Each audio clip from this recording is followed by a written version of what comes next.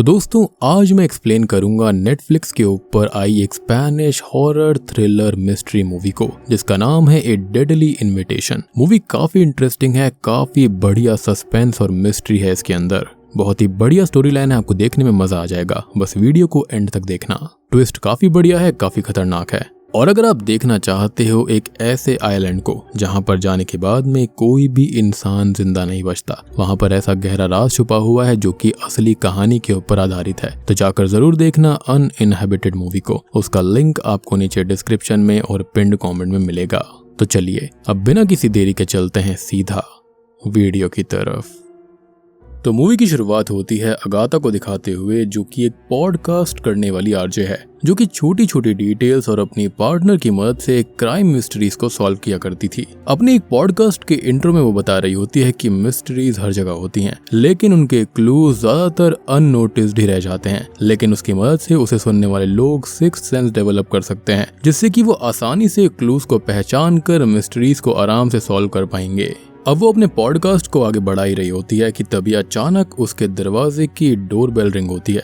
उसकी partner iris दरवाजा खोलकर पार्सल की डिलीवरी ले लेती है। अब जैसे ही अगाथा पार्सल में एक इनविटेशन कार्ड को देखती है, वो एकदम से चौंक जाती है। जिसके बाद वो कार में बैठकर निकल पड़ती है और आइरिस से फोन पर चल रही बातों से हमको पता चलता है कि उसको अपनी सौतेली बहन ओलिविया का इन्विटेशन आया था, जिससे वो 5 सालों से नहीं मिली थी। अब अगाथा अपनी बहन के आलीशान मेंशन पर पहुंच जाती है, जहां पर ओलिविया का एक्स हस्बैंड कार्लोस बाहर ही खड़ा हुआ था। उसे भी ओलिविया ने स्पेशल इनविटेशन देकर बुलाया था। इसी बीच अब कार्लोस को उसके हॉस्पिटल से कॉल आता है और अगाथा नोटिस करती है कि घर के बाहर ओलिविया का एक आंख वाला सर्वेंट गुस्तावो पुराने फ्लावर्स को हटाकर पर्पल कलर के फ्लावर्स को लगा रहा था। जिसके बाद अगाथा अपने लगेज को लेकर मेंशन के अंदर चली जाती है। अंदर जाकर वो अपने पसंद के कमरे में अपना लगेज भी रख देती है। तभी अगाथा सीढ़ियों के पास में नोटिस करती है कि कार्लोस हाउसकीपर डोना के साथ बात कर रहा था और वो उनकी बातें छुपकर सुनने की कोशिश करती है। लेकिन तभी एक तेज आवाज होने की वजह से उन दोनों का ध्यान उसकी तरफ चला जाता है। खैर वो उस आवाज की तरफ जाती है तो उसको पता चलता है कि वहां पर पेड्रो नाम के एक आदमी ने एक लकड़ी के आइडल को गिरा दिया था, यानी कि लकड़ी की मूर्ति को। अब तभी अगाथा ओलिविया के एक और एक्स हस्बैंड कैरी से मिलती है, जो कि एक एक्टर था। कैरी से मिलने के बाद वो उसके साथ ही बीच पर चली जाती है, जहां पर वो ओलिविया की पार्टनर सोनिया और उसके बॉयफ्रेंड नेरम से भी मिलते हैं। नेरम एक योगा इंस्ट्रक्टर होता है। अब हाउसकीपर डोना ओलिविया के द्वारा दिया हुआ एक नोट पढ़कर उन सबको सुनाती है, जिसके अंदर ओलिविया ने उन सब से रात को डिनर पर मिलने वाली बात कही थी और वो उन सभी को एक याट पर मिलने वाली थी। नोट पढ़ने के बाद में डोना अगाथा को बताती है कि उन्होंने उसके लिए रूम डिसाइड कर लिया है और उसे उसी रूम में रुकना होगा। अब यहाँ पर नेरम एक बात से काफी सरप्राइज्ड हो रखा था कि ओलिविया ने उस मेंशन का नाम विला म्यूनिस से बदलकर विला एलिजा रख दिया है।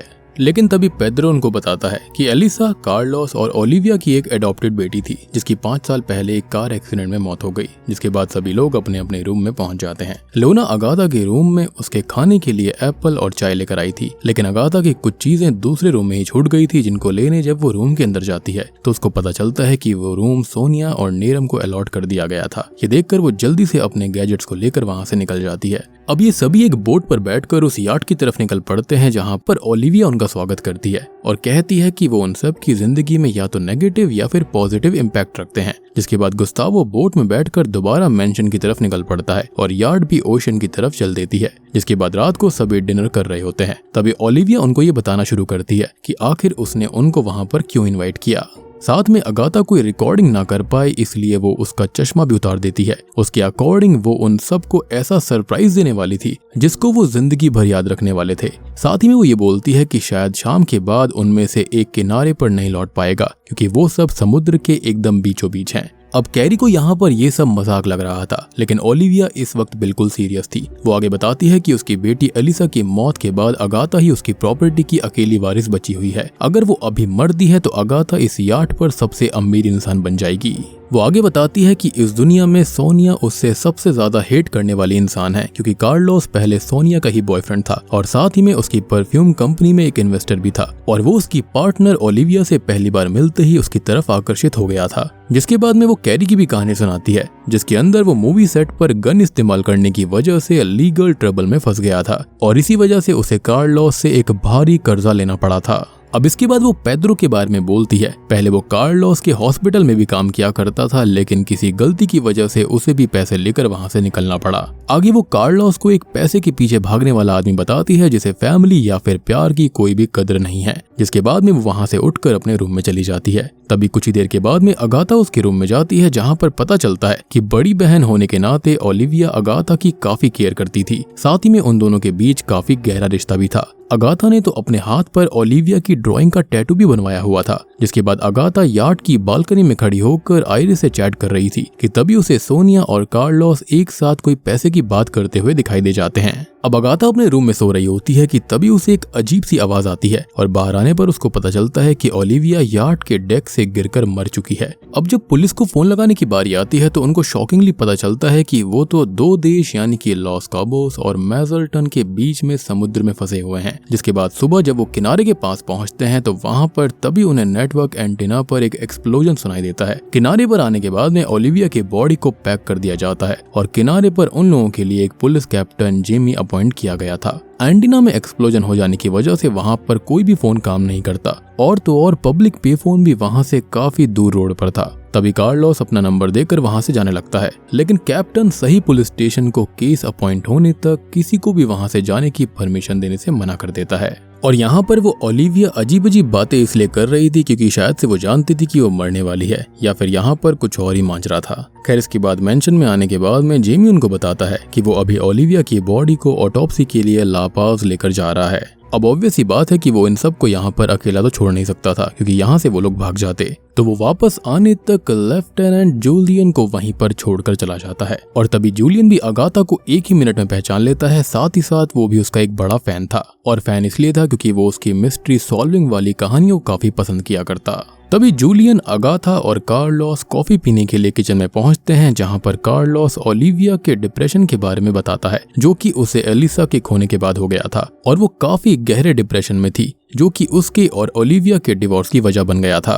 अब कार्लोस और अगाथा एक दूसरे को ओलिविया पर ध्यान न देने के लिए क्रिटिसाइज करने लग जाते हैं, लेकिन तभी इसी बीच दूसरे रूम से एक गन शॉट की आवाज आती है। पास आने पर पता चलता है कि वो गोली नेरम की आर्म में लगी थी और उस गोली को एक राइफल से चलाया गया था। ये देखने के बाद अगाथा तुरंत इस चीज को इन्वेस्टिगेट करने लग जाती है। वो गन पाउडर की स्मेल का पीछा करते करते अलमारी के पास पहुंचती है जिसके अंदर एक सीक्रेट पैसेज था। अगाथा सीधे उस अलमारी के अंदर घुस जाती है और जूलियन भी उसके पीछे चला जाता है। उस अलमारी में रिसर्च करने के दौरान जूलियन बताता है कि अगर वो इस केस को सॉल्व कर लेता है तो उसका इंस्पेक्टर के तौर पर प्रमोशन हो जाएगा और इसलिए वो अगाथा से उसकी मदद करने को कहता है। और अगाथा को भी अपनी बहन के लिए ये केस सॉल्व करना था, इसलिए वो सब लोगों को बारी बारी से अनऑफिशियली इंटेरोगेट करना चाहती थी और यहाँ पर जूलियन इस बात के लिए मान जाता है।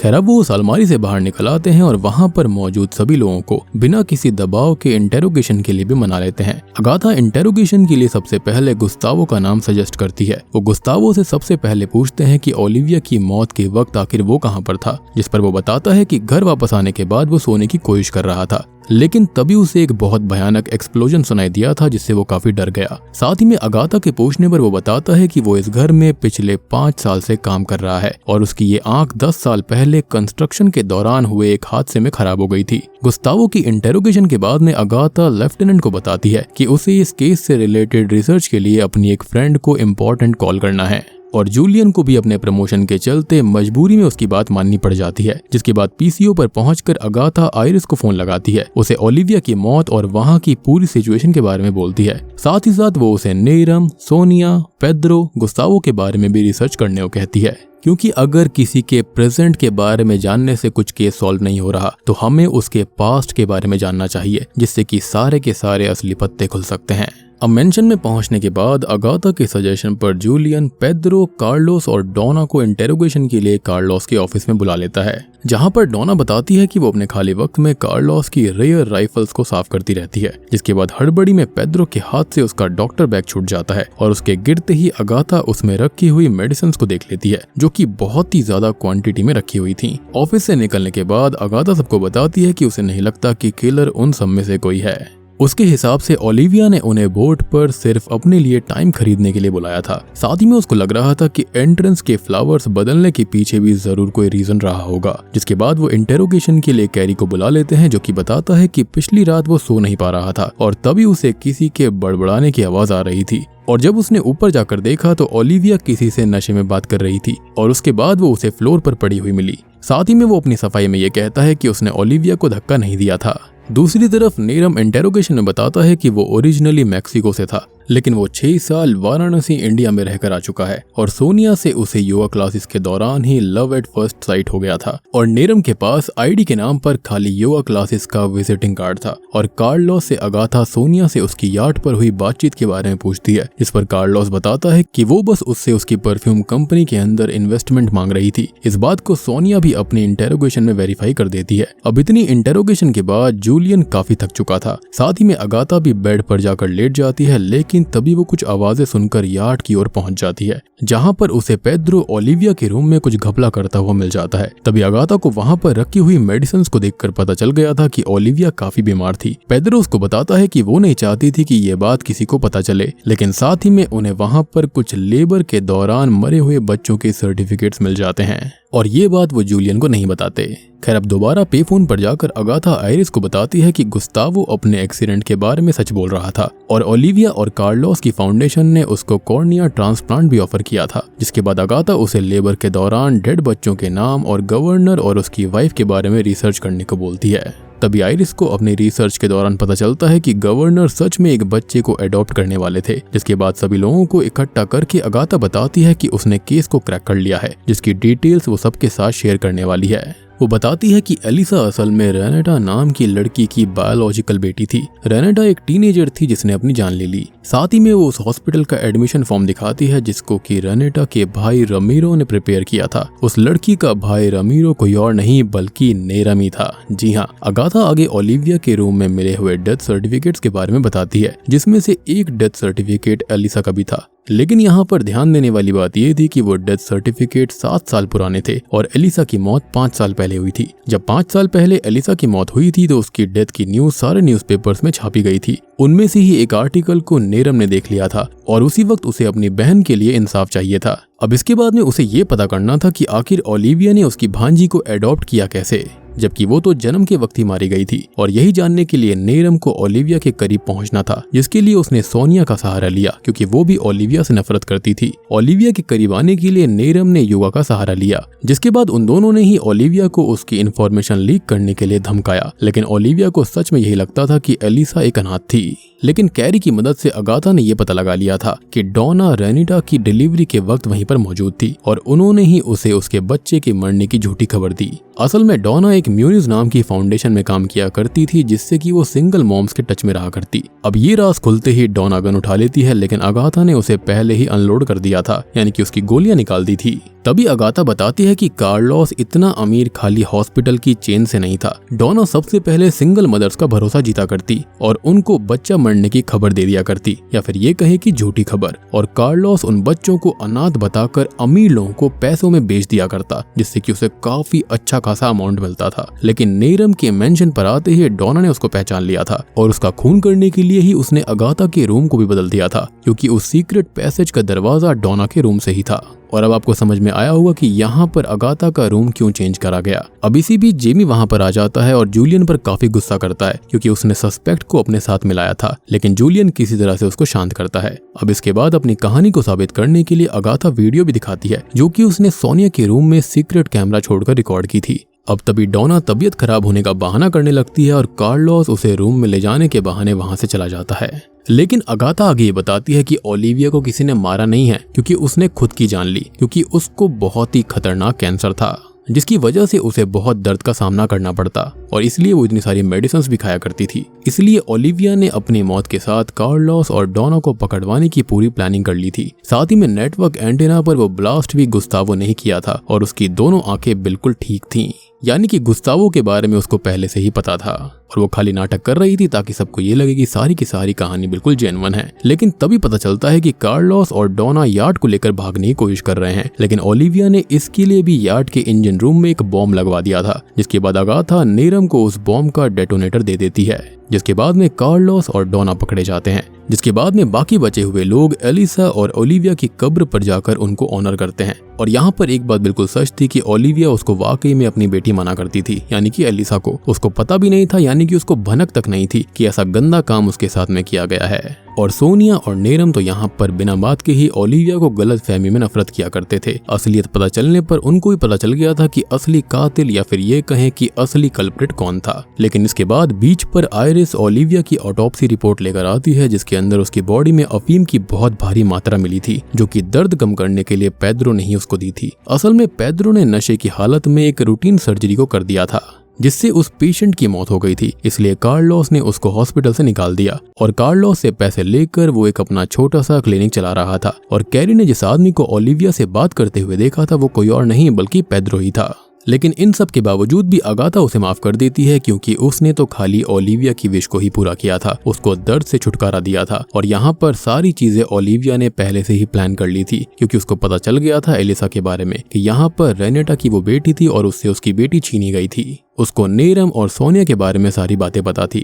वो जानती थी कि ये सारा गंदा काम कार्लोस और डोना ने ही किया है, जिसकी वजह से उसने सारी की सारी प्लानिंग कर ली थी और अपनी सारी प्रॉपर्टी उसने अपनी बहन अगाथा के नाम कर दी, जो कि उससे बहुत प्यार किया करती थी, जो कि इन दोनों के अनकंडीशनल लव बॉन्ड को दिखाता है। और बूम, इसी के साथ में ये मूवी यहीं पर खत्म हो जाती है। तो दोस्तों, ये थी एक बढ़िया मिस्ट्री थ्रिलर फिल्म। उम्मीद करता हूँ कि आपको अच्छी लगी होगी। ये एक स्पेनिश मिस्ट्री थ्रिलर मूवी है जो कि मुझे पर्सनली काफी पसंद आई है। और अगर आपको अभी तक एलिसा का डेथ सर्टिफिकेट वाला एंगल समझ में नहीं आया है तो मैं आपको फिर से समझा देता हूँ। असल में जब रेनेटा ने उसको जन्म दिया था तो उस वक्त डोना ने उसे उससे छीन लिया और तभी उसका डेथ सर्टिफिकेट बन गया था कि वो मारी गई है, जबकि ऐसा बिल्कुल भी नहीं था और उसकी मौत तो उससे काफी टाइम बाद हुई थी। और इसी चीज को देखकर अगाथा ने पूरी मिस्ट्री को ही सॉल्व कर दिया। तो बेसिकली कार्लोस और डोना यहाँ पर सिंगल मदर्स के बच्चों को किडनैप किया करते थे, उनका डेथ सर्टिफिकेट बनाया करते जो कि झूठा होता था, और फिर उन बच्चों को उन पेरेंट्स को दे दिया करते या फिर उन लोगों को जो कि बहुत अमीर थे और उनको बच्चों की नीड थी। और अब आप ये सोच रहे होंगे कि ओलिविया को ये सारी बातें पता कैसे चली कि एलिसा की रियल मदर जिंदा थी जब उसे उससे ले लिया गया था। तो यहाँ पर सबसे बड़ा राज खुला होगा जब उसने डेथ सर्टिफिकेट बनवाया होगा। उसको पता चला होगा कि वो लड़की तो बहुत साल पहले ही मर चुकी थी और तब उसको सारे के सारे कार्लोस और डोना के काले कारनामों को पता चल गया होगा, जिसके चलते उसको लगा कि मैं तो मर ही रही हूँ और मैंने कुछ ना कुछ गलती जरूर करी है, जिसके चलते उसने इन दोनों को फंसवाने के लिए सारा का सारा इंतजाम किया। उसे लगा मैं तो खत्म होने ही वाली हूँ, लेकिन इन दोनों को भी खत्म करना पड़ेगा, एटलीस्ट इनके धंधे को। तो उम्मीद करता हूँ कि आपको वीडियो पसंद आई होगी। पसंद आई है तो वीडियो को लाइक कर देना, चैनल के ऊपर नए हैं तो सब्सक्राइब कर लीजिए। तो मैं आप सबको मिलता हूँ अगली वीडियो के साथ में, तब तक के लिए